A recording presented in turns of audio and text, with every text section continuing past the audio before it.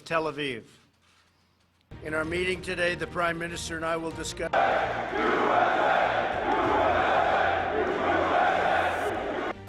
امروز اما در شمال اقیانوس هند و دریای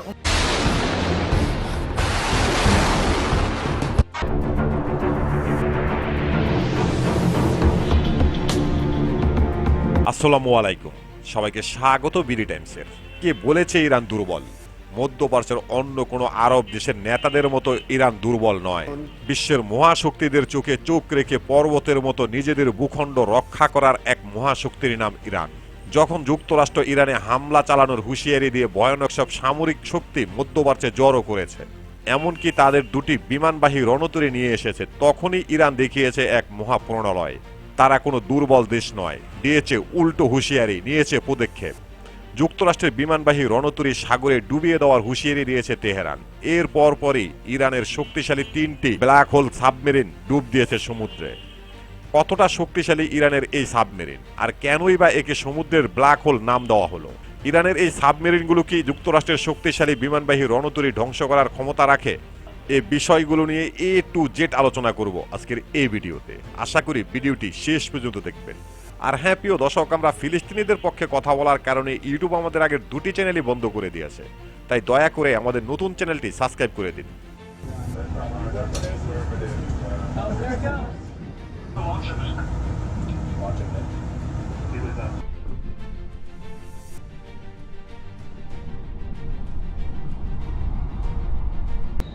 বর্তমান সময়ে মার্কিন প্রেসিডেন্ট ডোনাল্ড ট্রাম্পের হুঁশিয়ারি আর ইরানের পরমাণু কর্মসূচিকে কেন্দ্র করে মধ্যপ্রাচ্যের উত্তেজনা দাবানলের মতো শুধু বেড়েই চলছে। এই উত্তপ্ত পরিস্থিতির মধ্যে মার্কিন নৌবাহিনীর 5ম fleet Abraham Lincoln carrier strike group মোতায়েন করা হয়েছে। এতেও কোনো কাজ হচ্ছে না ইরানের বিরুদ্ধে। এরপর যুক্তরাষ্ট্র তাদের আরও একটি সর্বোচ্চ শক্তিশালী বিমানবাহী রণতরী মধ্যপ্রাচ্যে পাঠিয়েছে। যুক্তরাষ্ট্রের চাওয়াটা হলো ইরান যেন যুক্তরাষ্ট্রের এই সমস্ত সামরিক শক্তি এবং উপস্থিতি দেখে ভয় পায়, আর যুক্তরাষ্ট্রের অনুগত স্বীকার করে, যুক্তরাষ্ট্রের সাথে আপোষ করে এবং যুক্তরাষ্ট্রের কথা মতো চুক্তি করে। কিন্তু আগেই বলেছি, ইরান এমন কোনো দেশ নয় যে যুক্তরাষ্ট্রের গোলামি করবে কিংবা অনুগত হবে। বিগত 47 বছর যাবৎ শক্ত মাটির উপরে পর্বতের মতো দাঁড়িয়ে রয়েছে ইরান। যুক্তরাষ্ট্রের এ সমস্ত সামরিক শক্তি দেখে ইরান ভয় তো পায়নি, উল্টো হুঁশিয়ারি দিয়েছে। ডুবিয়ে দেওয়া হবে যুক্তরাষ্ট্রের সবচেয়ে শক্তিশালী বিমানবাহী রণতরী। নেওয়া হয়েছে যত পদক্ষেপেও। جوانان ما توانستند به قدرت موشکی اول منطقه تبدیل بشن. دشمن میدانه که اگر یکی بزنه 10 বিস্তর হরমুজ প্রণালীর নিচে তৈরি করে রেখেছে ইরান তাদের শক্তিশালী ক্ষেপণাস্ত্রের শহর।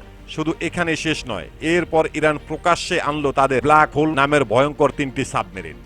যুক্তরাষ্ট্রের শক্তিশালী বিমানবাহী রণতরীর প্রস্তুতির বিপরীতে ইরান নৌবাহিনীর সবচেয়ে শক্তিশালী অস্ত্র হিসাবে সাবমেরিন বহর সামনে নিয়ে এসেছে। বিশেষ করে রাশিয়ার প্রযুক্তিতে তৈরি কিল ক্লাস সাবমেরিনগুলো এখন মার্কিন নৌবাহিনীর জন্য সবচেয়ে বড় মাথা ব্যথার কারণ। প্রতিরক্ষা বিশ্লেষকরা এই কিল ক্লাস সাবমেরিনগুলোকে সমুদ্রের ব্ল্যাক হোল বা কৃষ্ণ গহ্বর বলে অভিহিত করেন, কারণ পানির নিচে এগুলো অত্যন্ত নিঃশব্দে চলাফেরা করতে সক্ষম। প্রায় 74 মিটার দীর্ঘ এই সাবমেরিনগুলোতে বিশেষ ধরনের আনেকিক টেক্সটাইল ব্যবহার করা হয়েছে, ফলে প্রতিপক্ষের সোনার সিস্টেমকে ফাঁকি দিতে পারে খুব সহজে। ইরানের সর্বোচ্চ ধর্মীয় নেতা আয়াতুল্লাহ আলী খামেনি যুক্তরাষ্ট্রকে প্রকাশ্যে হুমকি দিয়েছে। খামেনির বার্তা খুবই সোজা, শক্তিশালী সেই অস্ত্র যে অন্যকে ধ্বংস করে দিতে পারে। যুক্তরাষ্ট্রকে সরাসরি হুমকি দিয়েছে আলী খামেনি। ইরানের ব্ল্যাক হোল নামের সাবমেরিনগুলো যুক্তরাষ্ট্রের বিমানবাহী রণতরী সাগরে সম্পূর্ণভাবে বিনাশ করে দিতে পারে।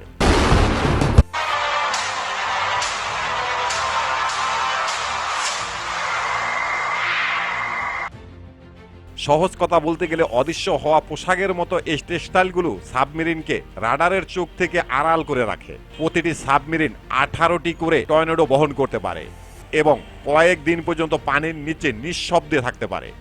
ইরানের নৌবাহিনীতে বর্তমানে 3টি তারেক ক্লোজ অর্থাৎ কিল দাসের সাবমেরিন রয়েছে। এগুলো 80-র দশকে সোভিয়েত ইউনিয়ন থেকে সংগ্রহ করা হয়েছিল।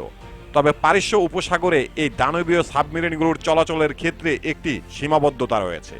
এই সাবমেরিনগুলো চলাচল করতে হলে অন্তত 164 ফুট গভীর পানির প্রয়োজন হয়, যা পারস্য উপসাগরের 1/3 এলাকাতেই নেই।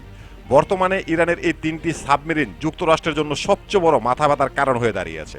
তাই বাধ্য হয়ে যুক্তরাষ্ট্র আন্তর্জাতিক জলসীমা অতিক্রম করে ইরানের দিকে তাদের রণতরী নিয়ে আসা খুব একটা সহজ ব্যাপার নয়। কারণ বলা যায় না কোথায় ঘাপটি মেরে বসে রয়েছে ইরানের ব্ল্যাক হোল। এমনও হতে পারে মুহূর্তের মধ্যে সাগরে হয়ে যেতে পারে রণক্ষেত্র।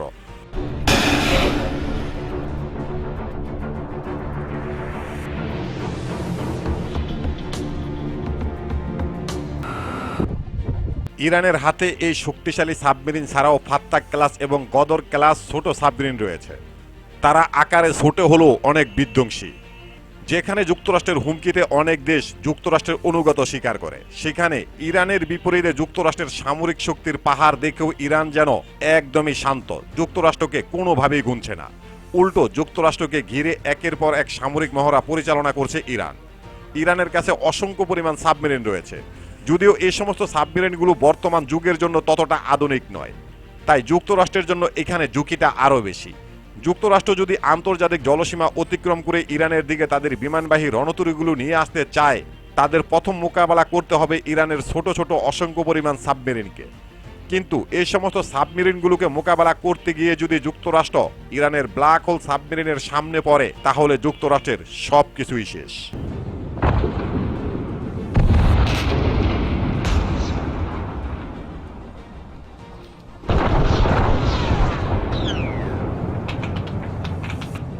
শুধু এখানেই শেষ নয়, হরমুজ প্রণালীর নিচে রয়েছে ইরানের অসংখ্য পরিমাণ ক্ষেপণাস্ত্রের শহর, যেখান থেকে ধুয়ে আসবে একের পর এক মিসাইলের তাণ্ডব।